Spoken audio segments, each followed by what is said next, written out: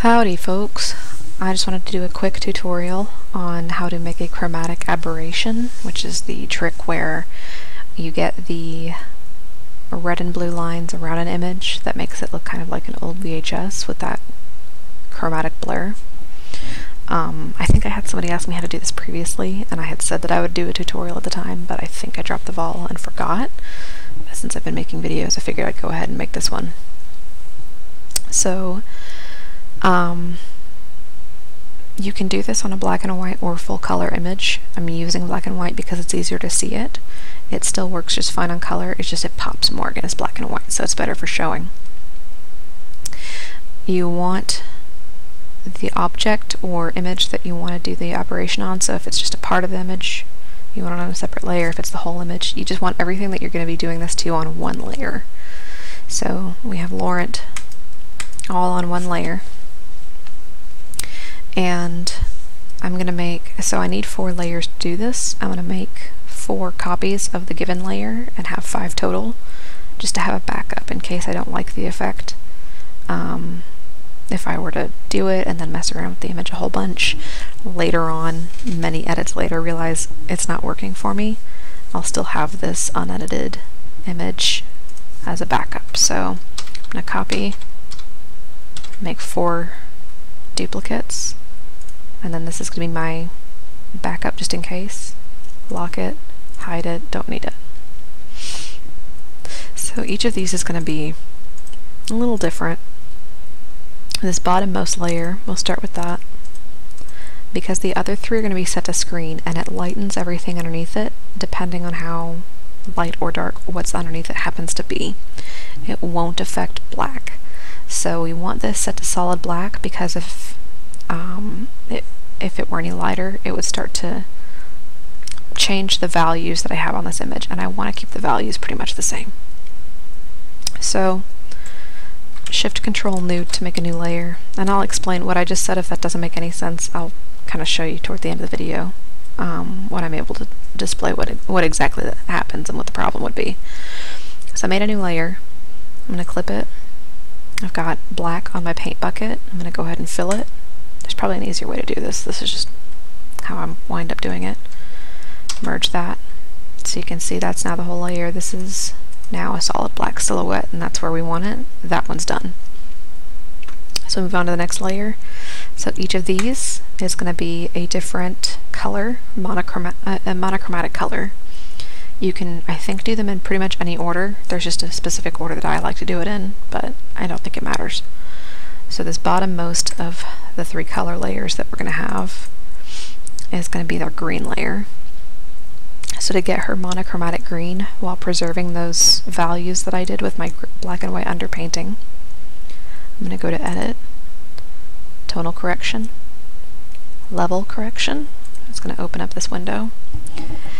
And in my previous video I brushed on this a little bit. This is where I could change the values, you know, increase or decrease the shadows, midtones, highlights, make them pop, whatever I want to do with it.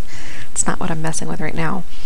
So we want to change, I think these are called channels, the Rgb channels. I could be wrong on that terminology, it doesn't super matter. I don't care.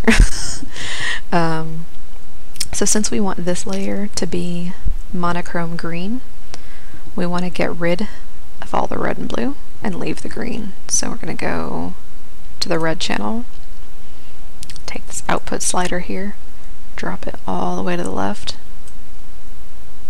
and see it made her kind of cyan. And so we're going to go blue, grab that in the output slider, drop that all the way down, and you see since I haven't touched the green, that's all that's left. We get this green image, and that's what we want, so click OK. Next layer, this one's going to be my blue layer.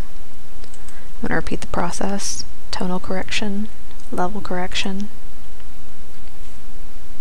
I'm going to go, since I want this one blue, oh wait, do I have the right layer selected? I do not. Don't make that mistake. You see, just because I unhid it didn't mean it was selected, so I need to make sure I've got it selected. Glad I caught that. Okay, let's try this again. Tonal correction, level correction. So we want it blue, so we need to get rid of red and green. So I'm going to go to red, drag that output down. I'm going to go to green, drag that output down, and we're left with blue. Click OK. Top layer is going to be red. Again, make sure I've got it selected. So we're going to repeat the process one more time and go tonal correction, level correction. So since it's red, we're going to get rid of the green and blue. Green and blue. Click OK. So there we have it, red, blue, green, and our black silhouette. So next trick is going to be a bit of a magic trick. I mentioned that these are going to be screen layers. So I'm going to shift click to select all three of these colored layers. I'm going to go to the blending mode and set it to screen. And we're back to our original image. It's black and white. You can't even tell that there's any color layers involved. I mentioned that I needed this black silhouette in the background, and you can see why if I hide it, those screen layers start interacting with the value of the background beneath them, and since it's not black, they lighten against it.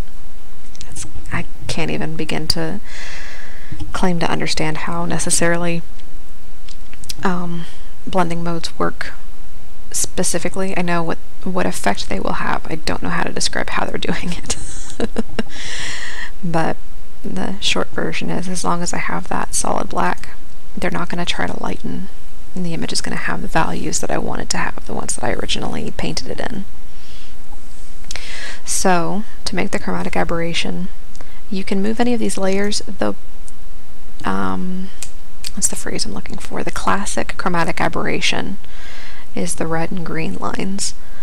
If you move the red layer, that's how you're going to get that. If you move either of the other two, you get different colors. It's kind of odd. So if I move blue, I kind of get blue and green. Notice I just did the hotkey K as in kilo for the move layer tool, and I'm just using arrow keys to move it around. So that's not necessarily the color combination that I want for this. If I do green, same thing, it's kind of an odd color combo. I get green and purple. That's not so bad. It's kind of fitting for the character. But I want to go classique. So again, I'm just moving the layer, and once it's moved, it starts unveiling the different colors, screen blending mode layers, and causing that effect. So that's all it takes is having these three colorful layers set to screen and the black background, and then pick your red layer as the one you want to move for the classic look, and just with the arrow key set to move layer tool, just hit the arrow key to move that red layer, and you get the effect by offsetting the layers from each other.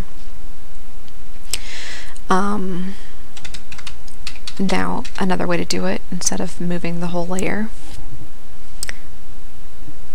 would be, if you want it kind of concentrated in one area, Control-Shift-T is the transformation tool. I kind of went over Control-T, the one that allows you to scale an image, larger or smaller. Control-Shift-T is going to let you skew it, and just grab one of these boxes, these corners or whatever, and drag it. I'll do this one.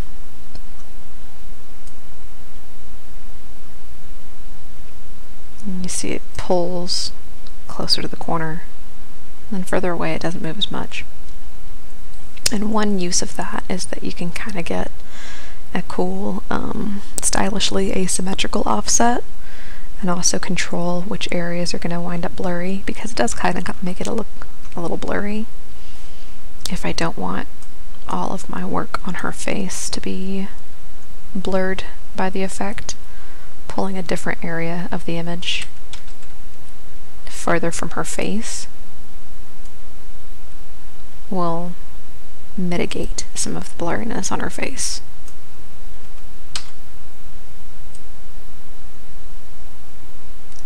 or have it only be part of her face, kind of like right there.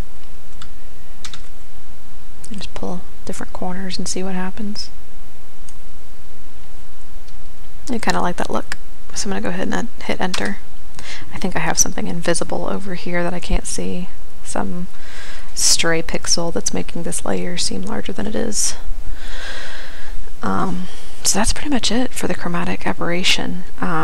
One thing to note is that you kind of want this to be the last thing that you do with this object, because you can't really manipulate these too much more, or you can't merge them. If I merge all these screen layers, that's fine. I'll just have that. But once I merge that with the normal layer, that screen setting is going to change to normal. I'm going to lose that blurry effect around the edges. It's going to turn darker. It's not quite the same look that I want. So I want to leave that on screen, so I can't manipulate that much more than I have. If I decide I don't like it later, or if I want to change something that's going to require me to undo all this, I still have that original layer that I haven't edited that I can revert my changes. And that's pretty much it for making the chromatic aberration. If you ever wondered how people do that, it's pretty simple and straightforward and not all that difficult. Just tweaking some settings and moving a layer around, really. And there you have it. Thanks for watching.